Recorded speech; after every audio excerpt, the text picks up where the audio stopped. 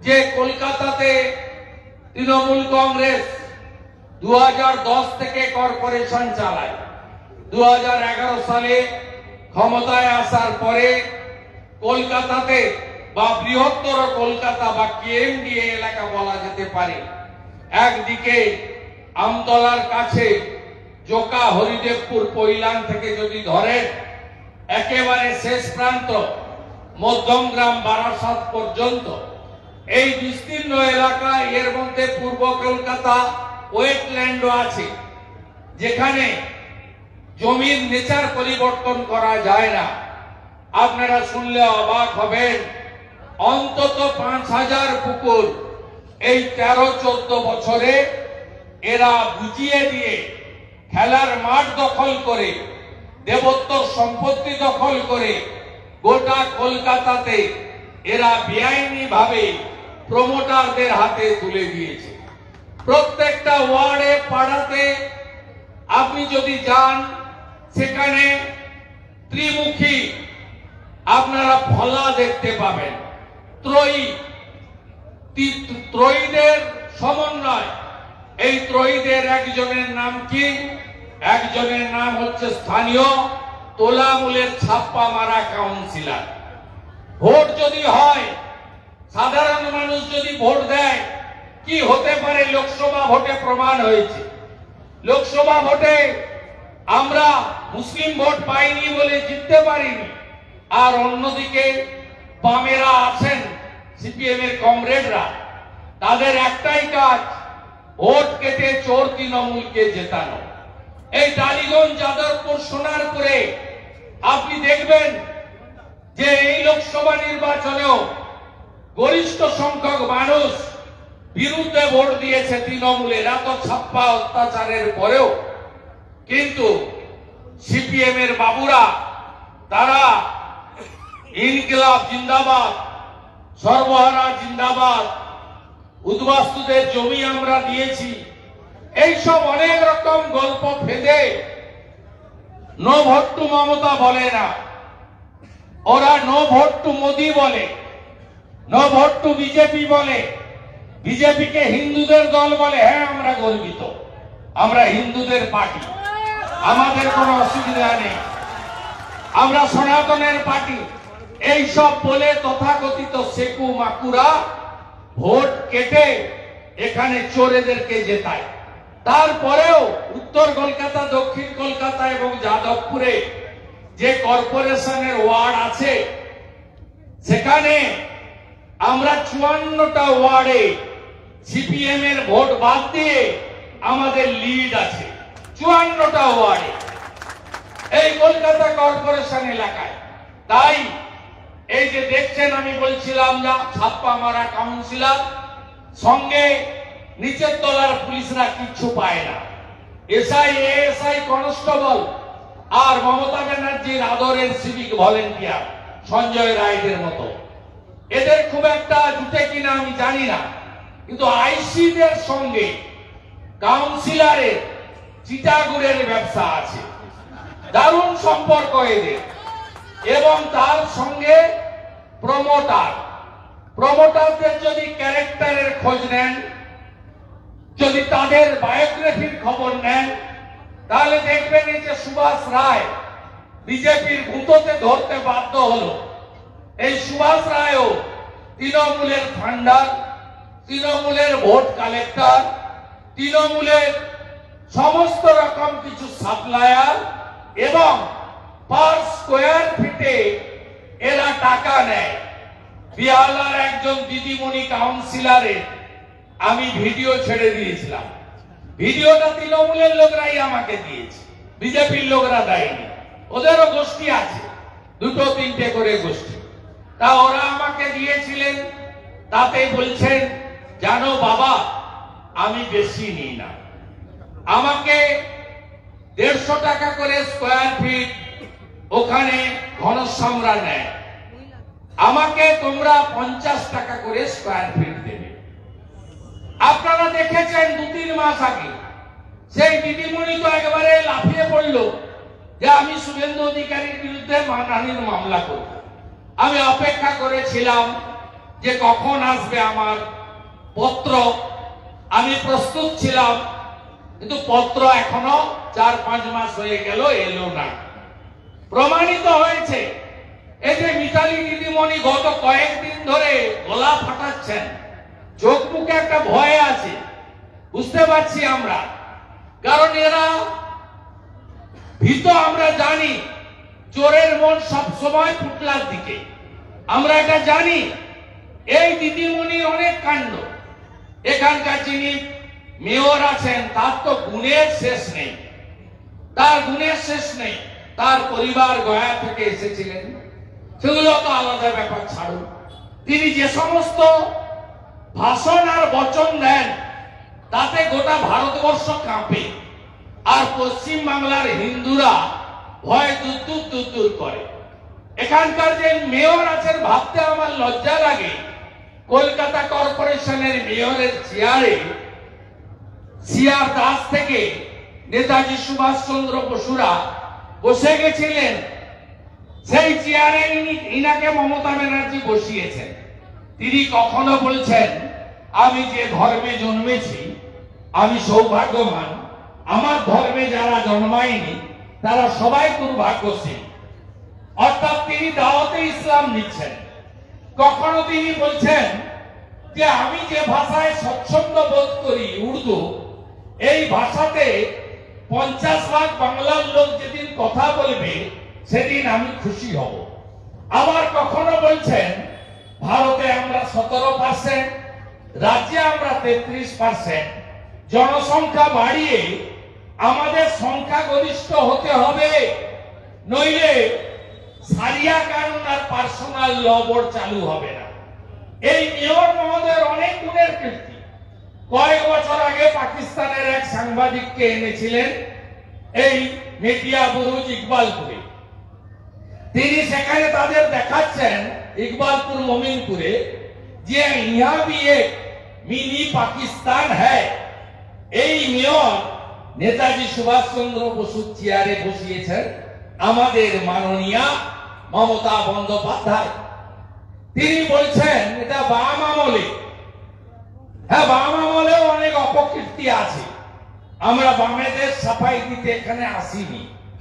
আমরা জানি পশ্চিমবাংলা এবারের ভোটেও 5.5% হিন্দু ভোট কেটে বামেরা অন্তত 10টা আসন লোকসভায় বাড়তি দিয়েছে তৃণমূলকে, আরো 10-12টা আসন তৃণমূল হারত। বামেরা ভোট কেটে মাত্র 5.5% ভোট, 6%-এরও কম, সব হিন্দু ভোট। এরা মুসলিম ভোট কাটতে পারে না। মুসলিমরা এদের মিছিলে যায়, কিন্তু ভোটটা কোথায় দিলে বিজেপিকে হারানো যায় সেখানেই দেয়। এইটা বামেদের সাফাই আমি দিচ্ছি না, কিন্তু এই বিল্ডিং এর অতীত কি বলে? এই বিল্ডিং 13-14 সালে অনুমোদিত প্ল্যান। কাউন্সিলর কে ছিলেন? এই দিদিমণি ছিলেন, মিতালি দিদিমণি। মেয়র কে ছিলেন? তৃণমূলের শোভন চট্টোপাধ্যায়। এখন কাউন্সিলর কে যখন ভেঙে পড়লো ওই দিদিমণি, আর মেয়রকে ওই তৃণমূলের যার গুণের কোনো শেষ নেই, সেই গুণধর ফিরা রাখির বহু গুণে গুণান্বিত তিনি মেয়র।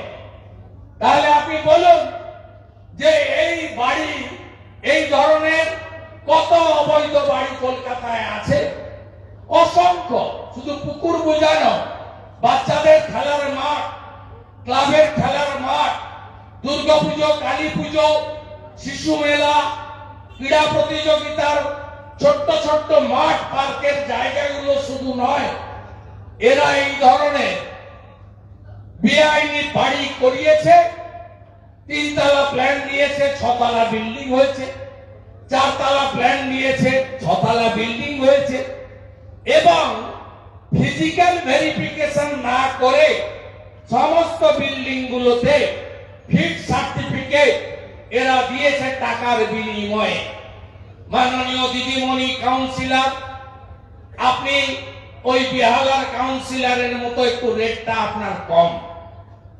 আপনার যে পিএ আছে শঙ্কর, তিনি প্রত্যেকটা ফাইল সই করেছেন ন্যূনতম 3 লাখ, সর্বোচ্চ 4 লাখ টাকা করে নিয়ে। এইসব চাপা যাবে না। এত দুর্গন্ধ আপনাদের, ঢাকনা খুললেই টিকা দেয়, টিকতে কেউ পারবে না। গত 24 সালের শুরুতে গার্ডেন রিচে ধপ করে একটা বাড়ি পড়লো, কাউন্সিলরের বিরুদ্ধে ব্যবস্থা হয়েছে, শামস ইকবাল হয়নি। ওই শামস ইকবাল ফাটা পেট করত, আজকে 4.5 কোটি টাকার গাড়ি নিয়ে কর্পোরেশনে ঢোকে। কি টাকা করেছে আপনি বলুন তো? দিনের সারা বাঙালিদের একটা স্বপ্ন থাকে নিজের একটা বাড়ি, আর কলকাতাতে তো বাড়ি করা সম্ভব নয়, কোটি কোটি টাকার ব্যাপার।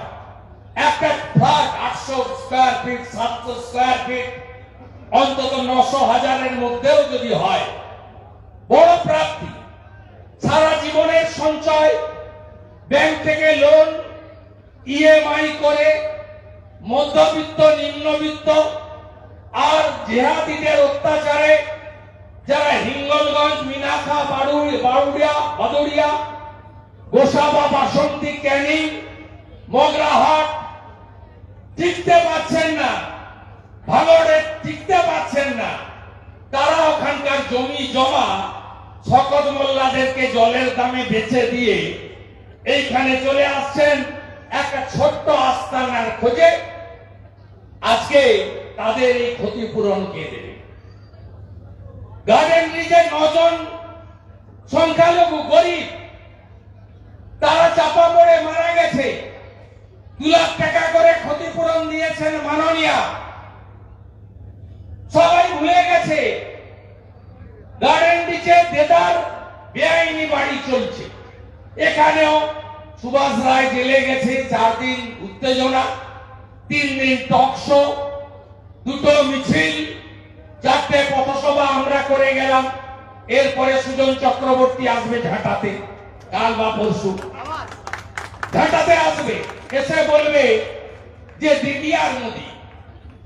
আরে মোদিজির আপনি কিচ্ছু করতে পারবেন না, আপনার পার্টিটা উঠে গেছে। আমি তো সব মিটিং এ সিপিএম এর কমরেডদের বলি, আরে দম থাকো না, আগে বলো নো ভোট টু মমতা। মানুষ ঠিক করবে যে 34 বছরে তোমরা যা করেছো তোমাদের আনবে না, যে পার্টি এখনো টেস্টেড নয় বাংলায় সেই পদ্মফুলকে আনবে। মানুষ ঠিক করবে, দম আছে তো?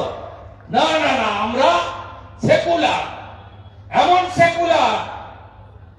বিকাশ ভট্টাচার্য রাস্তায় দাঁড়িয়ে গরুর মাংসকে তিনি তার সেকুলারিজমের প্রমাণ করেন। 2 দিন আগে পোস্ট করেছে 15 লক্ষ কোটি টাকা নাকি খরচ হচ্ছে প্রয়াগে। 144 বছরের পরে কুম্ভ, তাকে আক্রমণ করছে এই কমরেড রামাকুরা, এই সেকুরা, যারা যাদবপুরে জাতীয় পতাকা তুলতে দেয় না, বন্দে মাতরম গাইতে দেয় না, জাতীয় সঙ্গীত গাইতে দেয় না। এরাই আমরা চলে যাওয়ার পরে কাল পরশু দেখবেন যতগুলো লোক তার ডবল ঝান্ডা নিয়ে আসে, 2টো কানে 2টো করে ঝান্ডা, উপর থেকে মনে করবেন প্রচুর লোক, প্রত্যেকের কাছে 2টো, পারলে 3টে করে নিয়ে আসে। এর আসবে ঢাকানোর জন্য যে বিজেপি এসেছিল, আমরা বিরোধী দল, আমাদের এখানে কাউন্সিলর নেই, এমএলএ নেই, এমপি নেই, দায়িত্ব আছে আমাদের। এই বিরোধী দল নো সেটিং অপোজিশন। 11তে সূর্য মিশ্র বিরোধী দল নেতা ছিল, বিমান বাবু 59তে ফিশ ফ্রাই খেয়েছেন, 16তে কংগ্রেসের বিরোধী দল নেতা ছিল, কোন ইস্যুতে মুখ খুলত না। আমরা বিরোধী দল 3.5 বছর, এমন একটা ইস্যু বলুন যে ইস্যুতে আমরা দল, মত, বর্ণ, ধর্মের উপরে উঠে মানুষের জন্য শুধু বিধানসভার ভিতরে নয় বাইরে এসে লড়াই করেছি। মমতা ব্যানার্জি সবার মুখ্যমন্ত্রী হতে পারেনি, আর আমি বিজেপির প্রতিনিধি বিরোধী দল নেতা করেছে আমাকে নরেন্দ্র মোদীজি, জেপি নাড্ডাজি। আমি পশ্চিম বাংলার যারাই রাজ্যের শাসক দল এবং সরকারের দ্বারা অত্যাচারিত, আমি তাদের বিরোধী দলনেতা হওয়ার চেষ্টা করি এবং করছি। তাই বিজেপি মাত্র 17টা ভোট পেয়েছিল রামপুরহাটের বকটুইতে, মুসলমান এলাকা। তারা বিজেপিকে ভোট দেয় না, হিন্দুদের পার্টি মনে করে। সেখানে যখন পুড়িয়ে মারা হয়েছিল মুসলিম মহিলাদের 55 জন এমএলএ নিয়ে, মুখ্যমন্ত্রী যাওয়ার আগে আমি গেছিলাম। এই কাছেই মগরাহাটে যখন আইএসএফ সিপিএম এর বাড়ি পঞ্চায়েত ভোটের পরে পুড়িয়ে দিয়ে লুট করা হয়েছিল, তারা কোন দল করে আমরা দেখিনি। আমরা রিলিফ নিয়ে তাদের পাশে পৌঁছেছি। আমরা এই বিরোধী দল ভারতীয় জনতা পার্টি, যে নো সেটিং অপোজিশন, গার্ডেন নিচে ভেঙেছে, জোরদার প্রতিবাদ করেছি। অনুপমরা জানে, আজকেও এখানে প্রতিবাদ করে গেলাম এবং ওই এলাকা ভিজিট করব। যারা ক্ষতিগ্রস্ত হলেন, তারা যদি ক্ষতিপূরণ না পান, সম্পূর্ণ ক্ষতিপূরণ যদি কাউন্সিলর প্রমোটারের কাছ থেকে রাজ্য সরকারের দায়িত্ব আদায় না করে দেন, তাহলে ক্রেতা সুরক্ষা আদালতে এদেরকে নিয়ে গিয়ে সমস্ত আইনি সাহায্য দিয়ে আমরা এদের আর্থিক ক্ষতিপূরণ আদায় করে দেব। লিগ্যাল ব্যাটেলের জন্য শান্তনুকে আমি দায়িত্ব দিয়ে যাচ্ছি, মন্ডল সভাপতিকে। এদের 1 পয়সাও লিগ্যাল কস্ট খরচ হবে না, সম্পূর্ণভাবে ভারতীয় জনতা পার্টি এবং লিডার অব অপোজিশন এটা দেখে নেবে। তাই এই চোরেদের বিরুদ্ধে আমাদের লড়াই চলবে। কলকাতা কর্পোরেশন